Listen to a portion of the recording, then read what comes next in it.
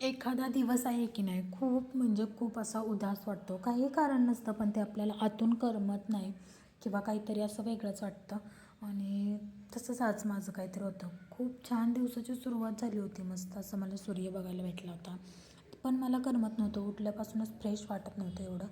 अस्वस्थ वाटत होतं थोडंसं. आणि त्याच्यानंतर मग मी स्वयंपाक वगैरे माझे दररोज किती धावपळ असते सकाळी 6 ते 8, परंतु मी स्वयंपाक वगैरे काही केलं नाही आणि पहिलं जाऊन वरती टेरेसला गेली झाडं बघायला. का तर मला ना अजिबात म्हणजे असं असं बोर बोर वाटत होतं. एवढं म्हणजे मूडच माझा असाही नव्हता. तर हाय, हॅलो आणि नमस्कार मंडळी. मी सोनाली स्वागत करते तुमचं माझ्या आणखीन एका डेली व्लॉगच्या व्हिडिओमध्ये. तर आता बघा, एखाद्या दिवशी ना खूप जास्त बोर होतं.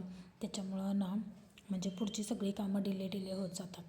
तर ना सकाळचं मी वरती गेले होते. पण दररोज कसं झाडांकडे बघितलं फ्रेश वगैरे वाटतं. पण तसं आज मला मनातनं काहीच फिलिंगच येत नव्हती. का मला माहीत नव्हतं. कारण आता 2 दिवस झाले मी फोन लावते माझ्या मम्मीला. मम्मी काय माझी फोन उचला ना. काय तिचा मोबाईलचा म्हणजे प्रॉब्लेम झाला असेल. आता दुसऱ्या फोनवर लावून बघितलं पण तिथून ते घरी कधी जाणार, तिथून ते बोलणार कधी, आहे व्यवस्थित, फक्त लाईट गेली, गावाकडे लाईट नसते, अशा सगळ्या गोष्टी असतात. आणि म्हणजे जे काय आपल्याला ज्या त्या वेळेस मिळत गेलं की नाही तर ते बरं वाटतं नाही का. आता आपली एखादी इच्छा असते की आपण आत्ताच मम्मीसोबत बोललं पाहिजे, मगच बोललं पाहिजे. आणि जेव्हाचे तेव्हा बोललं म्हणजे ते म्हणजे आपल्या पण मनात हे होत नाही आणि दुसऱ्यांच्या पण मनात म्हणजे दिवसभराचं आपलं जे काय हे आहे की नाही तो दिवस पण खूप छान जातो. पण काय करणार, एवढं चांगलं वरती वातावरण झालं होतं, मस्त असं दिसत होतं छान असं. पण मला ना करमतच नव्हतं आज काहीही म्हणा. एखाद दिवस खरंच वाईट जातो. त्याच्यानंतर ना खाली आले, मस्तपैकी आवरलं वगैरे, छान असा चहा घेतला. पण एवढं पण का नाही दररोजच्यासारखं असं फ्रेश नव्हतं. दररोज माझी खूप सगळी धावपळ उठते. म्हणजे सकाळी 6 वाजल्यापासून स्वयंपाकाची तयारी, पिलूच्या आवरायची तयारी, यांचा डबा किंवा पिलूला शाळेत वगैरे पाठवायची. पण असे काहीसुद्धा माझं म्हणजे एकदम निवांत चाललं होतं असं. माझ्या विचारात मी का म्हणून गोंधळ होते ते मला नाही माहिती. तर त्याच्यानंतर ना दिवसभर काही शूटच नाही केलं. संध्याकाळी डायरेक्ट शूट केलं. आणि यांनी ना नाचणीचे जे लाडू आणले होते ना त्यातले पिल्लूला काही जास्त आवडत नाहीत. कारण त्यामध्ये डिंक आहे थोडासा आणि डिंक थोडा म्हणजे खाताना दाताच्या खाली असं टच लागते ना, त्यामुळे तो म्हणतो नको मम्मा मला नाही खायचं. पण आज मी त्याला बळजबरी थोडासा चारला लाडू. तर बघू काय होतं. म्हणजे आणल्यापासून त्यांना आणखी एक पण नाही लाडू खाल्ला. तर बघा कसा करतो नाटक. खरं तर त्याला आवडत नाही पण तरी पण मी चारते थोडं जबरदस्ती. कारण एकदा थोडंसं गोड लागलं तर तो खाईल. आता आज ना त्याने शाळेचा ड्रेसच काढला नव्हता का, तर त्याला उद्याच्याला रंगीत ड्रेस असतो ना, त्यामुळं तो पूर्णपणे आज दिवसभर शाळेच्या ड्रेसवरच खेळत बसला होता. तर छान असं त्याचं क्लेचं आणि त्याचं म्हणजे क्ले बनवून पप्पा आले की पप्पांना भीती घालायसाठी साप बनवत होता. आता नागपंचमी जवळ आली आहे आणि शाळेत सगळ्या मुलांना काही मॉडेल दिलेत म्हणजे बनवायलासाठी. आत्ता झेंडावंदनचं 15 ऑगस्टचं मॉडेल बनवायचं म्हणजे वेगवेगळ्या असं शिक्षकांचं प्रोजेक्ट ठरलेलं असतात. बाबा चित्र आणा किंवा मॉडेल बनवून आणा, तुम्हाला जे आवडेल ते करा. त्याच्यानंतर नागपंचमीसाठीचं वेगळे चित्र किंवा जे मॉडेल आहे ते. त्याच्यानंतर ना त्याचं चाललं होतं. मी त्याला एकच क्ले दिला होता कारण की तो खूप सगळ्या गोष्टी क्लेचं जे सगळं पॉकेट आहे ना ते एकदाच हातात दिलं ना तर तो सगळं खराब करून टाकन, म्हणून मी त्याला एकच दिलं होतं. कारण आणखी नागपंचमी लांब आहे, म्हणजे सोमवारी का काहीतरी आहे बहुतेक नागपंचमी. आणि त्यामुळं मग ते एवढं सगळं नको त्याला गोष्टी द्यायला म्हणून तो खेळत बसला होता. त्याच्यानंतर मी जेव्हा मसाले भरायला घेतले ना, मला पण ओतायचं आहे, मला पण भरायच्यात भरणे असं त्याचं असतं. म्हणजे प्रत्येक काम त्याला करायचं असतं. मी जेव्हा भाकरी करते तेव्हा भाकरी करायच्या असतात. मी फरशी पुसायला लागले की थांब मम्मा मी पुसू लागतो. त्याच्यानंतर मी जेव्हा कपडे धुवायला जाते, थांब मम्मा मी माझे छोटे कपडे धुतो, रुमाल म्हणा, त्याचे टिफिन बॅग, हे ते सगळं असलं त्याला धुवायचं असतं. आता आमच्या दोघांच्या मस्तीत थोडीशी आळस सांडली.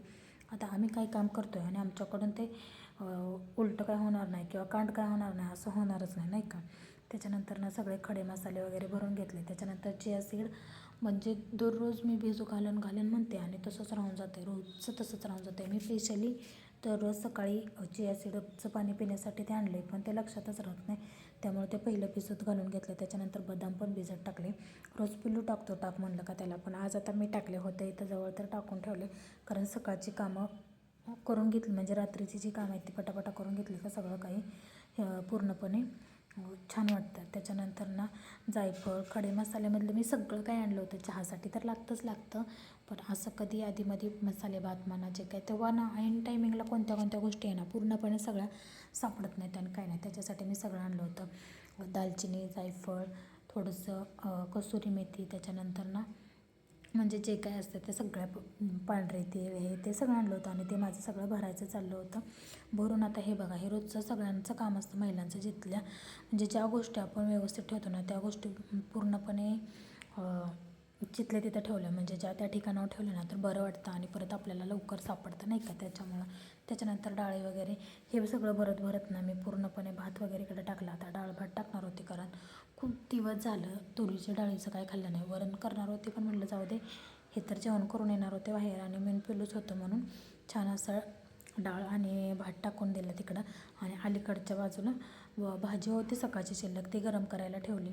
त्याच्यानंतर म्हटलं पिलूला जर दुसरं काय खायचं असेल तर एखादी नाचणीची भाकरी करून घेईल. मला हे सगळं भरूच तोपर्यंत पिलू पण माझा छान खेळत होता आणि मला दाखवायला येत होता, मम्मा असं झालं ते बघा, मम्मा तसं झालं आहे, नागोबा असा बनवायचा तसा बनवायचा. त्याने जे काही कार्टूनमध्ये बघितलं आहे किंवा कशावर बघितलं आहे ना तशा पद्धतीने त्याचं चाललं होतं. आणि ते मी तिकडे काम करते ना तर मोबाईलमध्ये सुद्धा तो दाखवत होता, तुम्ही बघितलं असेल. आणि ह्या सगळ्या गोष्टी त्याच्या चालूच असतात त्या दिवसभर, हे कर ते कर ते कर, काही नाही काही. आणि तुम्हाला सांगू का खरं एक गोष्ट त्याची, त्याला जर म्हणलं ना कोणाच्या घरी जायचं नाही आपण तर तो अजिबात कुठंसुद्धा जात नाही. दिवसभर एकटा तर एकटा खेळतो पण अजिबात एक पायरीसुद्धा जिन्याची खाली उतरून जात नाही किंवा दरवाजातनं बाहेरसुद्धा जात नाही. तर त्यांची मुलं खूप सतवतात इकडं जायचं आहे तिकडं जायचं आहे. पण तुम्हाला सांगू का, तुम्ही म्हणाल की काय नवल सांगते तुझ्या मुलाचं. आता तो नोव्हेंबर महिन्यामध्ये पूर्णपणे 6 वर्षाचा होईल. म्हणजे तो दिवाळीच्या पाडव्या दिवशीचा जन्मलेला आहे. पण 1 वर्ष त्याचा बड्डे दिवाळीत येतो बरोबर. 1 वर्ष दिवाळी झाल्यावर ना महिनाभराने येतो असं असतं.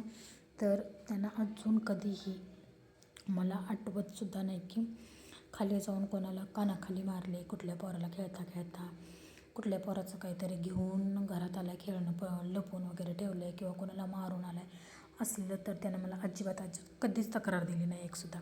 आणि त्याच्यानंतर दुसरी गोष्ट म्हणजे त्यांनी कधीही अजून एकही शिवी दिलेली नाही. जर चुकून त्यांनी पप्पा जर एखाद्या वेळेस फोनवर वगैरे कोणाला बोलत असले आणि चुकून तोंडातनं शिवी वगैरे गेली ना तर तोच म्हणतो, मम्मा पप्पानी काय म्हणलं गं, मला कळालंच नाही, काय म्हणत होते पप्पा गं, मला कळालंच नाही, असा तो विचारतो. पण अजून त्याने एकही शिवी वगैरे काही दिलं नाही. तर असा काहीच आमचा पिलू.